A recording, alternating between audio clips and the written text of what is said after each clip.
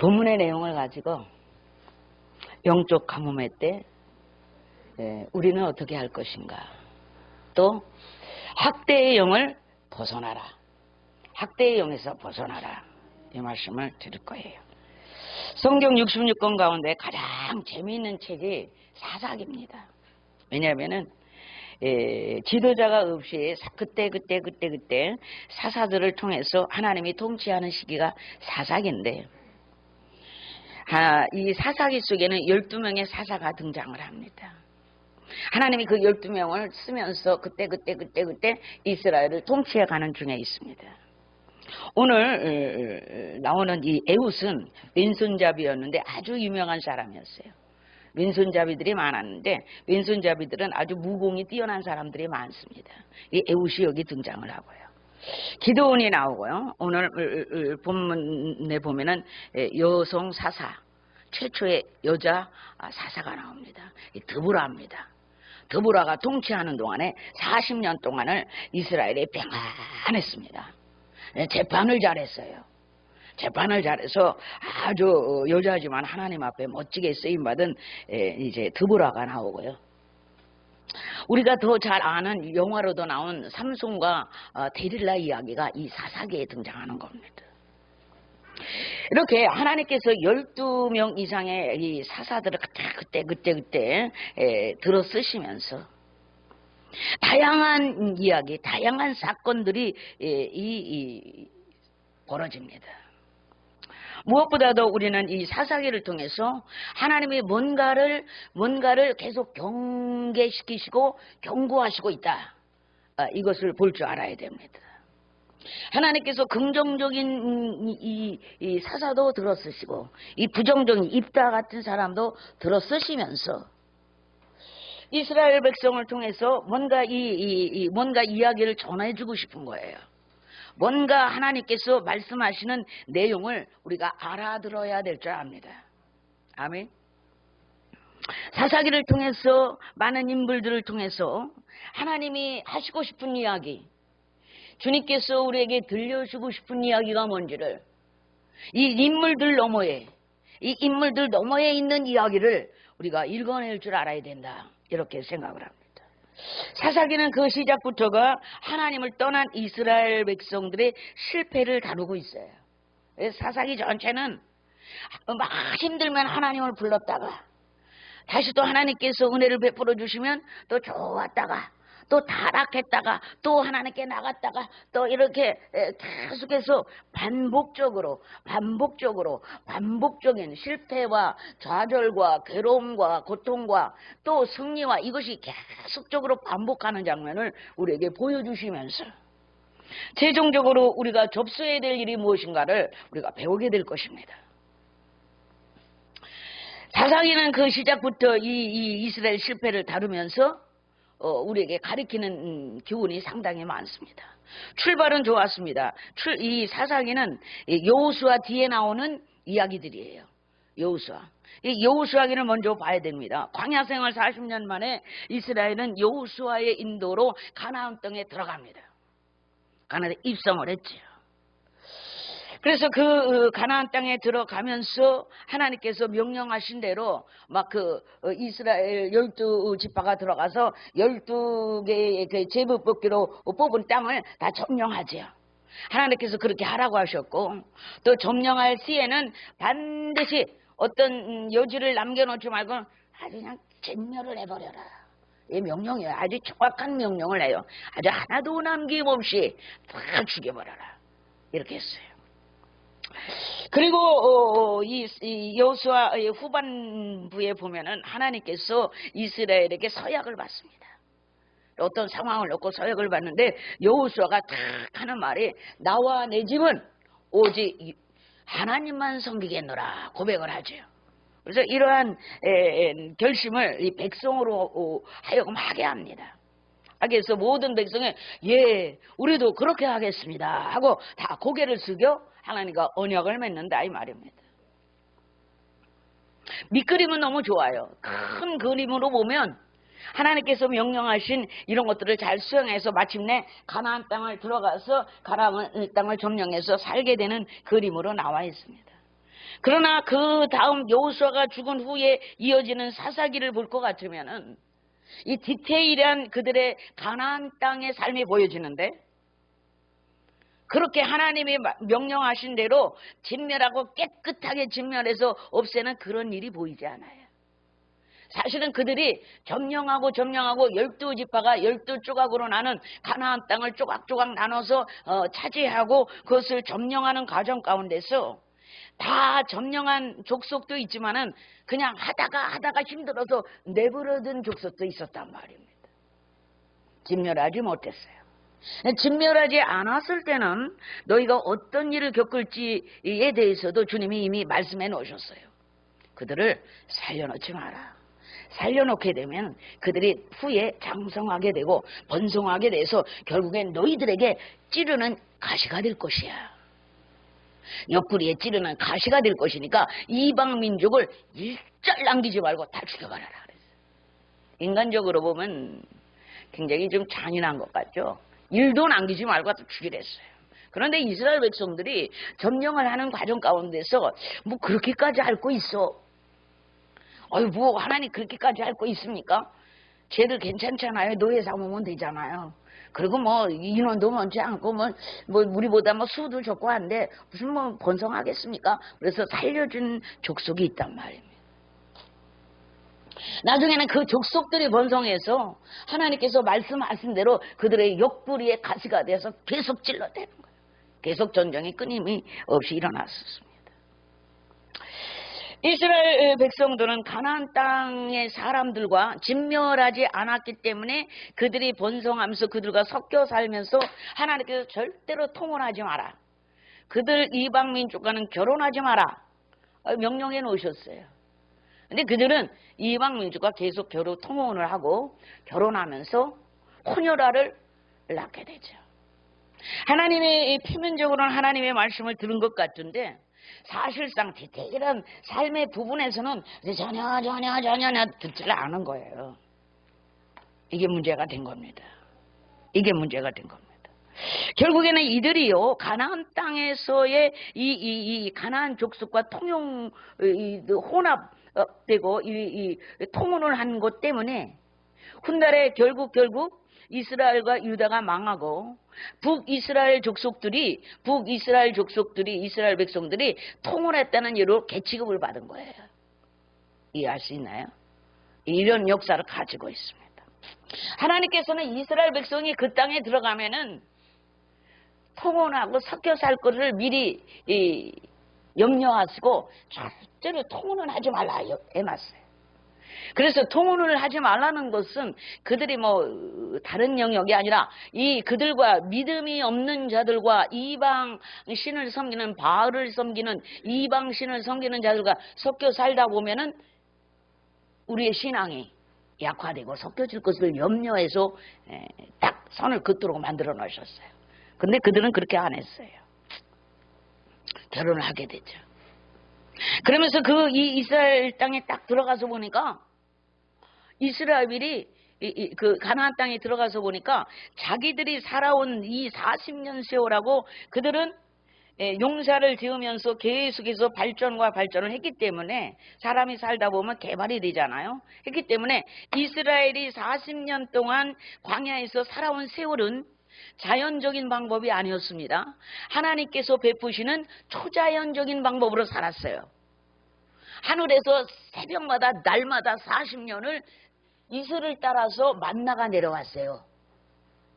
물도 반석을 명하면 물이 쏟아져 나오는 이런 구조로 살았죠. 농사를 짓지 않았단 말입니다. 광야에서는 농사 자체를 지을 수 없어요.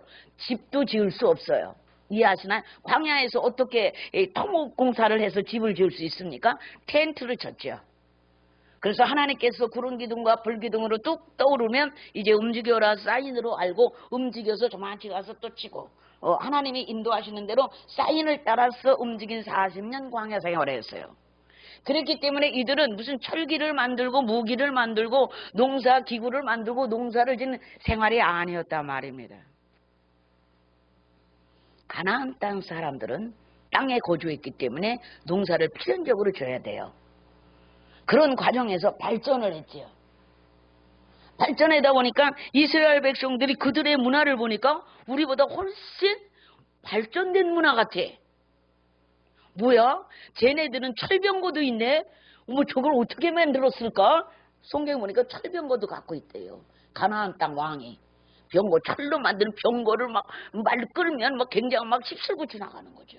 근데 자기네는 그런 게 없어요. 하나님이 철저하게 인도하셨기 때문에 그냥 만나 먹고 뭐만 했는 줄 아세요? 뭐만 했어요? 전사님 뭐만 했죠? 예배만 했어요. 아침에 만나가 내리면 그거 갈아가지고 돌 절구에 갈아서 채로 쳐서 고운 가루를 내서 그걸 또 채서 고운 가루를 내서 그를 전병을 붙여서 떡상을 만들어 놓고 제물을 드리고 하나님 앞에 예배를 드렸단 말입니다. 그 시절에 아무것도 문명된 기구가 없는 상황에서 떡을 만들어내는 게 하루 종일 걸릴 거예요. 여러분, 소를 잡고 양을 잡아서 하나님 앞에 제물로 태워드리는 하루 종일 걸리는 거예요. 그러니까 그들은 날마다 하나님 앞에 하나님께서 속건제, 속죄제, 번제, 소제 이런 것들을 다 규정해 놓으셨기 때문에 그 규정대로 예배만 드렸단 말입니다. 그러니 농사, 기고 이런 거 필요 없어요. 그렇게 살았기 때문에 이들이 가나안 땅에서 보니까 눈이 번쩍 뜨이는 거예요. 엄마이? 저런 것도 있어? 저런 것도 있어? 저런 것도 있네? 그래서 훗날에 하나님, 이제 하나님이 우리 통치하지 마시고 우리들도 왕을 세워주시면 안 될까요? 이렇게 나온 거예요. 이해하세요?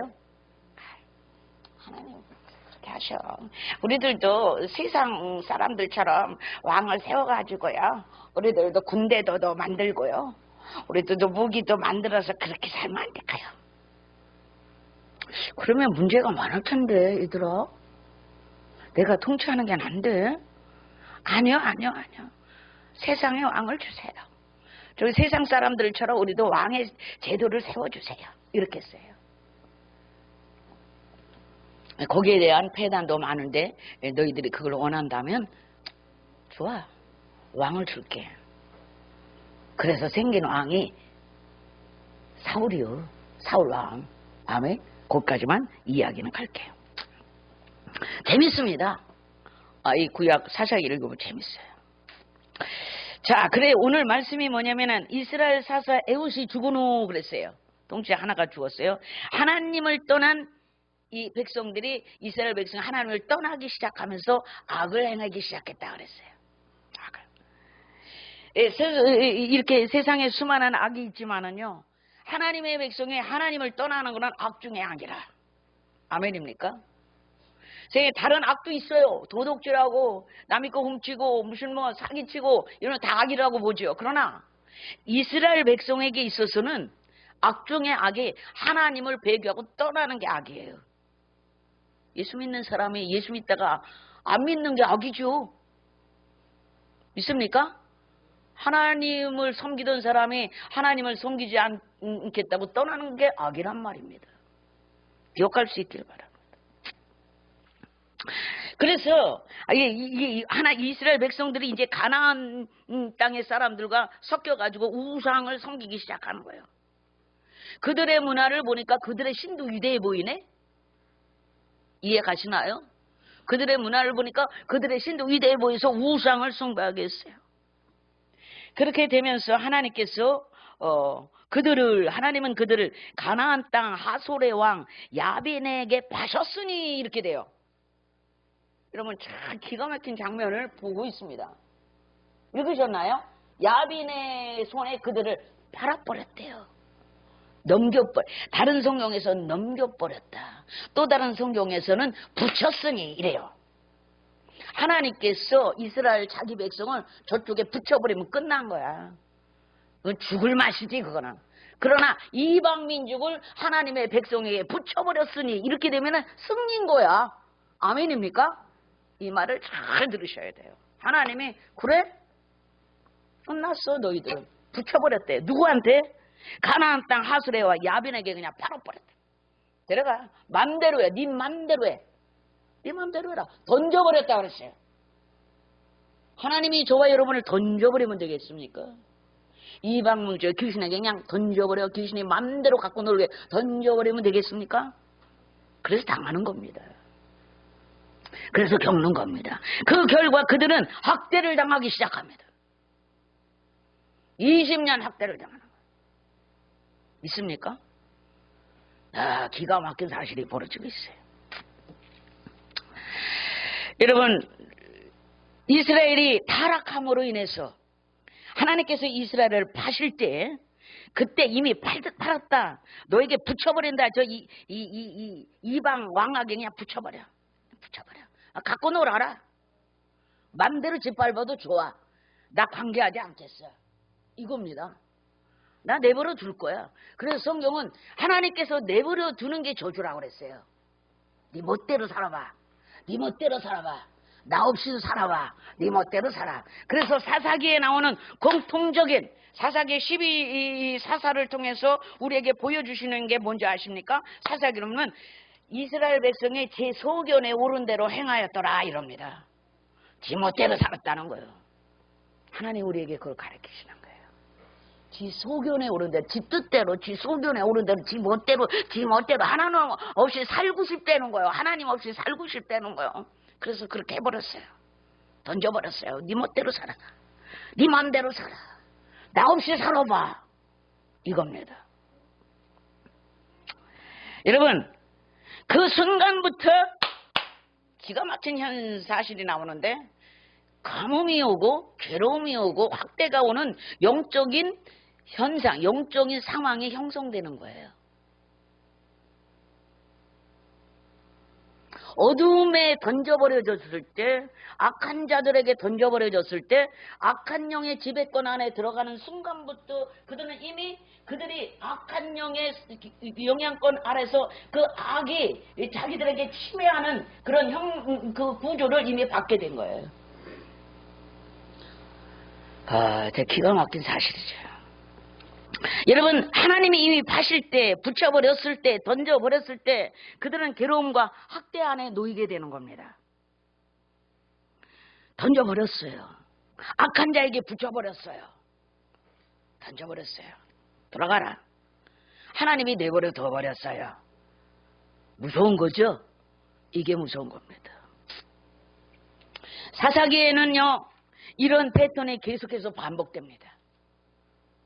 우리의 삶도 이와 비슷합니다. 모든 게 잘 될 때는 다 내가 잘나서 잘 돼서 하는 줄 알아요. 그렇게 착각을 하고 있습니다. 하나님을 떠난 후에도 한두 번 고난이 있을 망정 그럴 수도 있는 거지 이렇게 생각할 수 있다 이 말입니다. 괴로움이 당하고 고난을 당하면서도 그 고난이 어디서 왔는가 심각하게 생각을 잘 안 해요. 그럴 수도 있지 살다 보면 그런 것도 있는 거야 이렇게 생각하죠. 그래서 많은 사람들이 고난의 때에 이 고난이 왜 왔는지도 모르는 채 고난의 때를 살고 있는 사람이 있는가 하면, 또는 하나님은 구원의 하나님이신데 하나님께서 자기의 삶에 왜 잠잠하시는지, 왜 이렇게 역사를 안 하실까, 잠잠하시는데 이건 뭔가 문제가 있을까 하고 정신을 바짝 차리고 그 사실에 대해서, 그 원인에 대해서 한번 알아보려고 달려드는 인생이 있고, 있습니까? 심각하게 생각하고 이는 보통 일이 아니야. 하나님이 이 일을 행하셨을 때 이유가 있을 거야. 이게 뭐지 하고 달려드는 인생이 있고, 알아보기 위해서. 그래서 지나간 날들의 기억을 더듬으면서 어디에서 문제가 생겨났을까, 어디서부터 내가 이 하나님을 향한 첫사랑을 잃어버렸을까, 어디서부터 이 문제가 시작된 거야, 원인이 뭐야, 원인을 찾으려고 하는 노력을 하는 사람이 있다 이 말입니다. 우리는 어느 편에 들어야 되겠습니까? 여러분, 고난의 때에 그 사람의 생각과 태도를 보면 진정한 믿음이 있는지 없는지를 알 수가 있는 거예요. 그 사람의 태도, 그 고난을 대하는 자세, 태도, 상황을 보면, 고난의 때에 어떻게 하는지를 보면 그 사람의 믿음이 보인단 말입니다. 실제로 우리가 살아가면서 몇몇 많은 문제들은 굳이 하나님을 찾지 않아도 해결되는 게 있어요. 그렇죠? 있죠. 그런데 언제부턴가 스스로 해결할 수 없는 문제들이 점점 많아지고 점점 많아지고 마침내 자신이 감당할 수 없는 지경에 이르를 수 있는 때가 온다는 것이에요. 이해하시나요? 그때가 되면 여러분 정신을 차려야 되는 거예요. 번뜩 생각이 들어가야 되는 거예요. 믿습니까? 이미 어떤 이유로 인해서 학대, 괴로움, 고통이라는 구주가 이미 그들을 덮어쓴 거예요.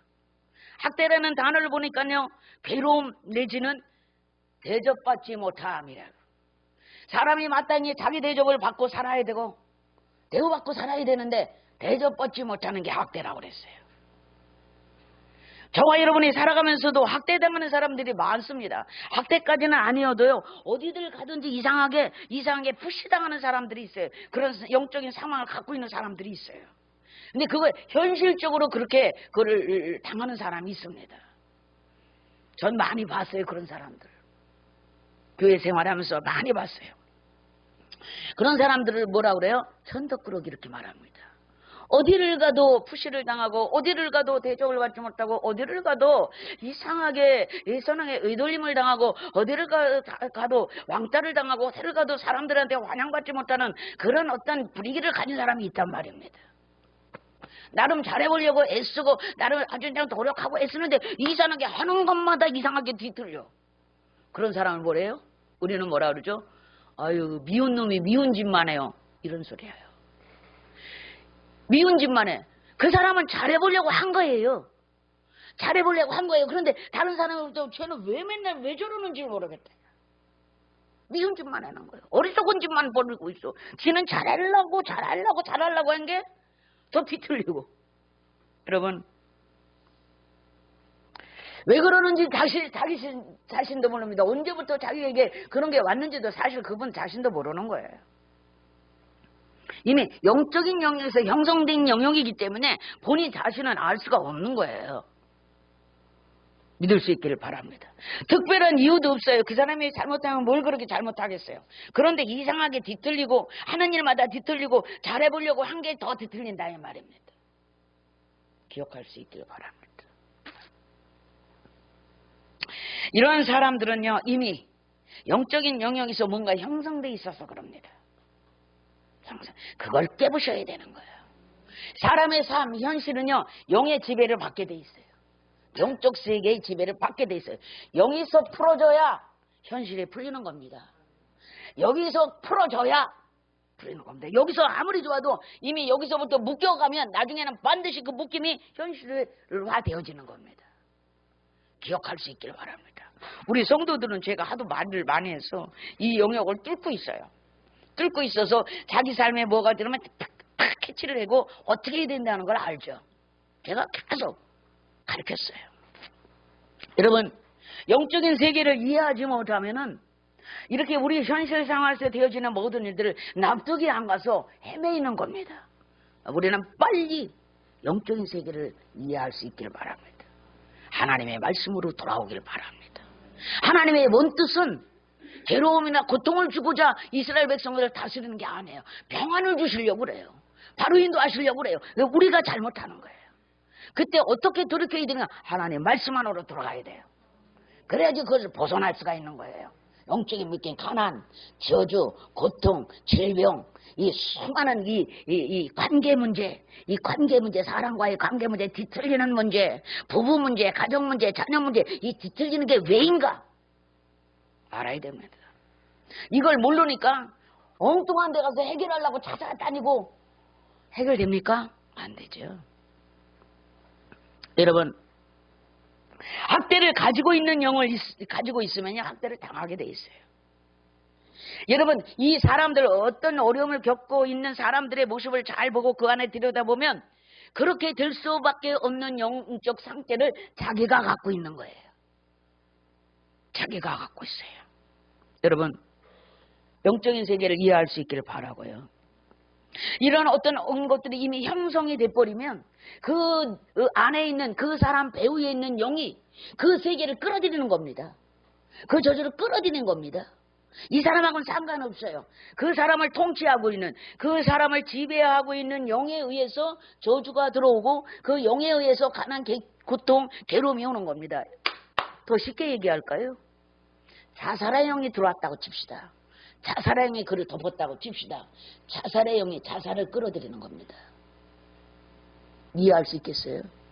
자살의 영이 계속 자살로 끌고 갑니다. 그걸 끌어들이는 거예요. 죽음을 끌어들이는 겁니다. 어떻게? 스스로 목숨을 끊는 구조로 끌고 가는 겁니다. 이걸 자살이라고 그래요. 자살의 영이라고 우리가 말하죠. 그 죽는데 자살해서 죽는 영으로 끌어들인다 이 말이에요. 죽는데 죽는 방법이 자연사를 해야 맞는 거 아닙니까? 자연사를 해야. 근데 이 자살의 영이 들어오면 계속해서 스스로를 목숨을 끊는 구조로 학대하고 자신을 치고 자신을 막 저주하고 하면서 나는 죽어야 돼, 나는 죽어야 돼, 나는 어떻게 죽을까를 생각한다잖아요. 뛰어내릴까, 목매달을까. 그쪽으로 끌고 이 자살의 영이 역사하는 거야. 이 사람과 상관없이. 그래서 여기서 이걸 잡아채야 되는 거예요. 여기서 이걸 파쇄시켜야만이 이 사람이 그 자살의 영에서 벗어날 수 있는 거죠. 우울의 영이 들어왔어요. 우울증이에요. 슬픔의 영이 들어왔어요. 괴로움에 들어왔어요. 말도 못해 그냥 다른 사람보다 이 정도 살면 괜찮은 건데 마음에 고통이 있고 괴로움이 있어요. 그 영이 그렇게 계속 낙심하게 만들고 괴롭게 만들고 센티멘탈하게 만들고 우울하게 만들고 눈물 뚝뚝 떨어지게 만들고 슬픔에 만들고 그냥 울게 만들고 슬프게 만들고 고통스럽게 만들고 그 영이 역사하는 겁니다. 기쁨의 영이 들어와 보세요. 슬퍼할까요? 기쁨이 임해보세요. 기뻐지죠. 환경은 그냥 그대로 있어요. 그런데 기쁨이 와요. 하나님의 주시는 성령은 그런 겁니다. 평안을 주시고 기쁨을 주시고 즐거움을 주시고 어려움은 다 이것은 아직 변하지 않았어요. 그런데 기쁨이 있어요. 내 마음에, 내 영혼에. 일반적인 사람들은 환경이 기쁘게 될 수밖에 없는 환경으로 표현해 기뻐 이러죠. 이게 보통 사람들이 누리는 기쁨이에요. 세상이 주는 기쁨은 내가 만족할 수 있는 환경이 돼야 좋아 이러죠. 하나님의 성령이 주시는 기쁨은 내가 주는 기쁨은 세상이 주는 것과 같지 아니하며 환경은 그대로 있는데 내 속에 끊임없는 기쁨이 일어나는 이유는 무엇인고? 성령님이 오셔서 평안을 누려. 그러니 환경이 아무리 그냥 그래도 아무런 이 피해를 입지 않는 거예요. 내가 이 환경에 이 환경으로부터 오는 이 방해를 받지 않는 거예요. 내가 환경으로부터 오는 괴로움을 당하지 않는 거예요. 내가 아멘입니까? 괴로울 수밖에 없고 슬플 수 없고 저주받을 수밖에 없는 그런 환경인데 나는 성령의 은혜로 기쁨을 누리고 있으니 내가 침해당하지 않는 것이다 이 말이에요. 아멘. 주님은 이 말씀을 하신 거예요. 내가 너희에게 주는 평안과 내가 너희에게 주는 이 기쁨은 세상이 주는 것들하고는 전혀 차원이 달라. 아멘. 우리가 아무리 좋은 환경을 갖고 있어도 마음이 편해야 좋은 거잖아요. 마음이 편해야 행복한 거잖아요. 그걸 누릴 수 있는 거잖아요. 하나님은 우리의 영혼이 평안을 누리길 원하시는 줄 믿습니다. 주님께 돌아가면 우리의 영혼이 편안합니다. 하나님 우리의 영혼을 다루시는 분이세요. 우리의 영혼을 바로잡아 가시는 분이세요. 아멘입니까? 환경이 문제가 아니란 말입니다. 환경이 문제가 아니란 말입니다. 내 영혼. 아멘입니까? 여러분 이런 것으로부터 자유할 수 있기를 축복합니다. 이렇게 되면요 대부분의 그 사람이 느끼고 있는 이런 분위기 이런 것들은요 그 속에 있는 그 영의 기운 때문에 그 사람이 그렇게 되는 거예요. 이해할 수 있기를 바랍니다. 그래서 아무리 발작 타령을 해도 소용이 없어요. 그 영의 기운이 좋지 않으면 그 사람의 삶이 좋지 않고요. 그 사람의 영의 기운이 성령 충만, 하나님의 영으로 충만하면요 어떤 어려움도 극복할 수 있는 은혜가 있어요. 아멘입니까? 영이 중요한 겁니다. 그래서 그 영의 상태가 바뀌지 않는 한 그 상황은 외부 상황은 바뀌지 않는다는 사실을 기억할 수 있기를 바랍니다. 근데 예수 믿으면 하나님의 성령이 오시기 때문에 예수 믿으면 기쁜 거예요. 예수 믿으면 감사한 거예요. 예수 믿으면 즐거운 거야. 환경 변화가 아무것도 없어. 이 환경은 스스로 기뻐하고 즐거워하면서 서서히 무너져 나가. 그래서 환경까지도 바뀌어. 아멘입니까? 하나님의 성령이 들어온 순간부터 우리는 미치는 거라고 그랬잖아. 하나님의 성령이 딱 들으면 내 죽었던 영혼이 살아나면서 하나님을 아버지라 부른다고 내가 금요일 밤 말씀드렸어요. 그래서 저 여자가 어저께까지도 하나님을 언제 아버지라고 불러? 돈 줘가며 불러도 하나님 아버지라고 못 부릅니다, 세상 사람. 그런데 교회 갔다 온데 부흥회 한번 참석하고 오더니 하나님을 지 아버지라고 그러니까 미쳤다고 그러는 게 맞지 않냐 이 말이에요. 어저께까지도 가만히 있었어. 어저께까지도 안 그러던 여자가 어디 부흥회 갔다 오더니 성령을 받아버린 거야. 성령 충만 받아버리더니 막 기뻐 뛰면서 우리 하나님 아버지래. 그렇게 남편이 저거 미쳤나 저게. 어저께까지도 아니 그것도 그럴 것이 전능하신 하나님, 위대하신 하나님, 만왕의 왕이요 만주해 주라고 하는 그 하나님을 지 아버지라고 그러고 떠들고 다니니 미쳤다 그러는 게 맞지 않냐 이 말이에요. 남의 아버지도 아니고 지 아버지라고 그러니까. 우리 아버지라고 그러니까. 아멘입니까? 우리 아버지도 그랬어요. 너는 아버지가 둘이냐? 우리 영의 아버지, 아버지는 육의 아버지. 난 둘이 필요해. 그랬죠. 그래 내가 무슨 말하면 너는 네 아버지 따로 있으니까 네 아버지한테 가라 이래. 웃으시면서 네 아버지 따로 있잖아. 그래. 아니 난 둘 다 아버지야. 그랬죠. 아멘. 여러분 영의 상태가 바뀌어야 됩니다. 이스라엘이요 타락하니까 하나님께서 던져버렸어요. 관계하지 않았어요. 하나님이 관계하는 사람이 되세요. 내버려 두는 사람 되지 마세요. 아멘입니까? 여러분 결국에는 그들이 죄에서 그렇게 울부짖으면 견딜 수가 없는 거예요. 이제는 날이 가고 달이 가고 이 사사기 6장 1절에 보면 하나님이 던져버려서 7년을 고통을 받아 가뭄이 오는데 말할 수가 없는 거예요. 여러분 가뭄이 와보세요. 제일 먼저 무슨 문제예요 도대체. 목이 말라 먹을 것이 없고 핍절하고 우리의 삶이 핍절해서 되겠냐 이 말이에요. 가뭄이 오는 거예요. 가뭄이. 하나님은 막 가뭄을 보내버려. 하나님은 자연을 움직이시는 하나님이세요. 움직이시는 하나님이세요. 물이 없어요. 사람에게 제일 필요한 게 물인데 먹을 건데 없으니까 자식을 낳아도 기쁨이 없었다고 그랬어요. 예레미야에 보니까 자식을 낳아도 왜 먹일 게 없는 풀이 없는데 자식을 낳으면 뭐 하겠어요. 자식을 낳으면 기쁨인데 자식이 낳는 것도 저주스러운 거예요. 자식이 태어나는 것도 저주스러워. 그들은 슬퍼했어요. 가뭄이 오니까 슬퍼했어요.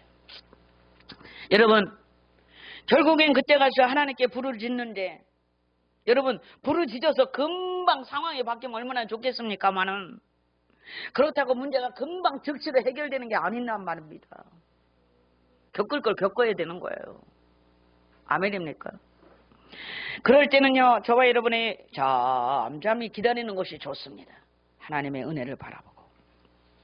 그렇다면 한 가지 짚고 넘어갈 것은 이스라엘 백성들이 왜 그렇게 악을 행했느냐에 대해서 우리가 좀 알고 가야 돼요. 사사 드보라가 하는 그 40년을 통치할 때 40년 평안했어요.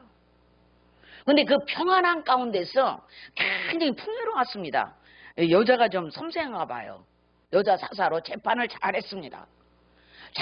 재판을 잘해서 하나님의 공의를 충족하면서 재판을 잘하니까 이 사사의 권위가 높았어요. 그래서 질서가 잘 잡혔어요. 질서가 잡히니까 평안을 유지할 수밖에요. 하나님 말씀대로 살 것을 강력하게 이 여자 사사가 하면서 하니까 질서가 잡힐 수밖에 없죠.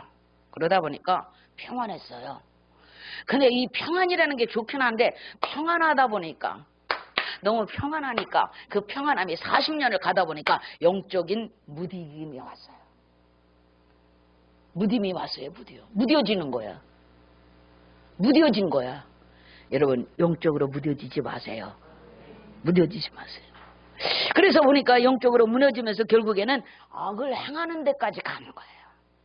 하나님 기뻐하시지 않는 그런 행위까지 가는 거예요. 영적으로 모르니까 무지해지니까. 잊어먹은 거야. 평안한 동안에 다 잊어먹었어. 다 잊어먹었어. 우리가 없을 때는 막 없는 것 때문에 어떻게 해서든지 하나님 앞에 막 달려가려고 그러잖아요. 너무 편안하니까 무뎌져 갖고 이 무뎌지는 것은 신경이 무뎌지니까 이게 내가 잘하는 건지 잘못하는 건지도 모르면서 그냥 사는 거예요. 악을 행하는 데까지 갔어요. 6장 1절 보니까 거기는 미디안의 손에 하나님이 그냥 넘겨줘 버렸어 또. 그래서 7년을 가뭄을 당해. 7년을 고통을 당해. 학대를 당해. 보면은요, 마치 그들은요, 이 이스라엘 백성이 농사만 지어놓으면요, 메뚜기 떼처럼 달려와가지고, 철병거를 끌고 와가지고 싹 쓸어가 버리는 거예요. 그거를 7년을 그렇게 하는 거예요. 하나님이 내버려 두시는 거예요. 참. 여러분 보세요. 우리가 추수를, 이 가을에 이 추수를 다 지금 하고 있는데요. 추수를 다 해서 이제 풍성함을 누리고 이것을 누려야 될 그때에, 농사 짓는 때는 안 와. 니들이 농사 지어놔라. 농사 짓는 때 방해하는 게 아니에요. 우리가 그 풍요를 누릴 때, 다 수확해서 건져놔서 이제 좀 편안하다 할 때, 따가락 타고 와갖고, 메뚜기채처럼 쓸고 갔다 그랬어요. 싹 뺏어가는 거예요. 여러분, 평생 일해가지고, 연금 타서 이제 좀 편안히 살아 했더니 연금 탄 거, 월급 탄 거 싹 뺏겨봐. 어떻게 되겠어? 월급 타고다가 다 잃어버려봐. 어떻게 되겠어? 재산 잃어놓은 거 다 잃어버려봐. 어떻게 되겠어요? 싹 뺏어. 그걸 7년을 그렇게 하는 거예요. 그래서 두 손 들고 나온 거예요. 하나님 앞에 살려주세요. 우리를 도와주세요. 못 살겠어요. 못 살겠어요. 그런데 그 이유에 대해서 하나님이 뭐라고 그러시냐면, 미처 못 찾아봤는데 사사기 6장 8절로 10절에 이렇게 말씀하세요. 우리가 왜 이런지 모르겠어요. 왜 우리가 이렇게 고통을 당하는지 모르겠어요. 영적으로 무디니까 왜 그러는지도 모르는 거야. 기도하니까 하나님이 가르쳐 주세요. 나는 너희의 하나님 여호와니 너희가 거주하는 아모리 사람의 땅에 신들을 두려워하지 말라 하였으나, 그 땅에 거하는 나 아닌 다른 신을 두려워하지 말고 염려하지 말고 치고 올라가 하였으나 너희가 내 목소리를 듣지 아니하였느니라. 이렇게 얘기하는 거야. 니들이 내 말 안 들었잖아. 내 목소리를 듣지 아니하고 이방신에 가서 절하고 그것들을 위대한 신이라 섬기지 않았느냐. 그것 때문이야. 이렇게 된 거예요. 믿습니까?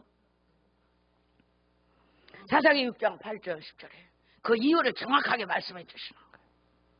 할렐루야. 깨달을 수 있기를 바랍니다.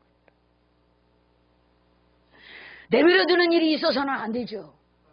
깨달을 수 있기를 바랍니다. 우리가 처한 모든 상황에서 하나님이 나에게 말씀하시는 게 뭔지를 들을 수 있기를 바랍니다. 아멘. 하나님이 그 말씀을 하세요. 너희가 내 목소리를 듣지 아니하였느니라. 사사들을 통해서 전해지는 말씀을 안 듣고 무뎌지니까 안 듣고 듣지 아니하고 버려버리고, 왜? 무뎌지니까 안 들었다기보다는 그게 옳은 건지 그래도 되는 건지 대충 그렇게 살아도 되는지 그렇게 이해한 거예요. 이해를 잘못한 거죠. 이렇게 해서는 절대 안 된다. 하나님의 일은 이렇게 해서는 절대 안 돼. 이걸 깨달았어야 되는데 그냥 오랜 세월 너무 풍요를 누리고 자유하다 보니까 무뎌졌어요. 무서운 얘기죠. 결국에는 7년이라는 학대를 받고 7년이라는 기근을 당하고 그 가정이 핍절하고 그 이스라엘 백성들의 핍절하니 갈 데가 어디 있습니까? 아모리 족속, 미디안 족속은 농사만 져서 겨우 그 어려운 중에 농사를 지어놓으면 농사 짓는 데만 내버려 둔다니까. 알았어. 알았어. 농사 지어라. 잘 짓고 있어. 그래서 추수 다 해놓으면 철병거를 가져와서 싹 쓸어가는 거예요. 기가 막힌 노릇 아니에요. 얼마나 잘 망할 노릇이에요. 그것도 한 해도 아니고 깨닫지 못했죠. 이 두 해 돼도 깨닫지를 못해. 3년이 돼도 깨닫지를 못해. 그렇게 사는 거예요. 이러나 저러나 하나님이 하시겠지. 이래나 저러나 하나님이 하시겠지. 아니, 하나님이 이미 그 원인이 먼저 정확히 갖고 계시고 기다리고 계시는데, 앞으로 돌아와서 묻기를 기다리고 계시는데 드디어 7년 만에 물어.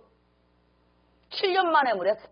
당할 거 다 당하고 하나님 살려주세요. 그러니까 그 얘기를 하시는 거예요. 6장 8절로 10절에 나는 너희 하나님 여호와가 아니냐. 너희들의 하나님이야. 이스라엘 백성의 하나님이야. 나는 너희 하나님이다. 너희가 거주하는 이 아모리 사람들의 신들을 두려워하지 말라고 했잖아. 두려워하지 않아도 돼. 아멘입니까? 나는 네 하나님이야. 네 하나님. 근데 너희가 내 목소리를 듣지 아니하였느니라. 아멘입니까? 우리는 하나님의 백성입니다. 하나님의 자녀입니다. 하나님의 종들입니다. 그분의 자녀입니다. 세상 사람이 아니다 이 말입니다. 내 안에 성령이 계시다 이 말입니다. 하나님의 영이 있습니다. 아멘입니까? 그래서 하나님을 아버지라 할 수 있는 거예요. 하나님의 영이 없으면요 하나님을 아버지라고 부르지 못해요. 하나님 아버지가 안 나와요. 나올 수 없지요. 영이 죽어 있어요. 그러나 성령이 오시면요 오신 그 순간부터 증거가 뭐냐면 하나님을 아버지 하나님 아버지라 그러면서 울어 또 아멘입니까? 그게 증거입니다. 하나님 아버지가 그래 하나님이 우리 아버지시니 하나님 아버지의 말을 듣는 게 맞잖아요. 보호자가 되시고 공급자가 되시고 천하 만물을 다스리시고 아멘 우주를 통치하시는 그 하나님이 네 하나님이라는데 다른 걸 섬기지 말고 내 목소리를 청정해라. 그럼 평안이 있고 풍요가 있고 모든 것을 다 주셔요. 모든 것을 다 주세요. 인간이 살아가는 데 필요한 모든 것을 주님이 다 공급하세요. 자연적인 방법이 아니면 초자연적인 방법이라도 동원해서 하실 분이에요. 마지막 때 대환란이 온다고요? 예, 올 겁니다. 오늘 아침 우리 주님도 오신다. 그게 제지를 당했어요. 오늘 칩시대 얘기했다고. 그 화면이 없어졌습니다. 그러면서 19세 이상의 이하가 들을 수 없는 거라서 안 된다. 그렇게 나왔어요. 칩시대는 옵니다. 이미 왔지 않습니까? 두려워하지 마십시오. 세상의 신을 두려워하지 마십시오. 그거보다 하나님을 두려워합시다. 하나님이 모든 것을 통치하시고 그들의 기간은 3년 반 짧을 거예요. 하나님의 한정된 시간이라고 그랬어요. 거기에 던져버린 거예요. 두려워하지 마세요. 칩시대. 우리 주님도 오세요. 아멘이니까 주님 오신다고 그랬어요. 우리는 그 말씀을 믿고 살아가는 줄 믿습니다. 오늘 이 말씀을 우리의 가슴에 담을 수 있기를 바라고요.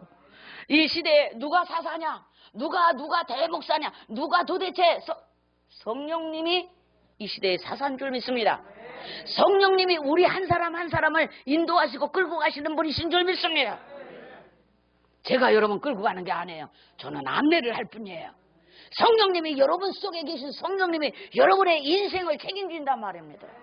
아멘. 이 말씀을 기억할 수 있기를 바랍니다.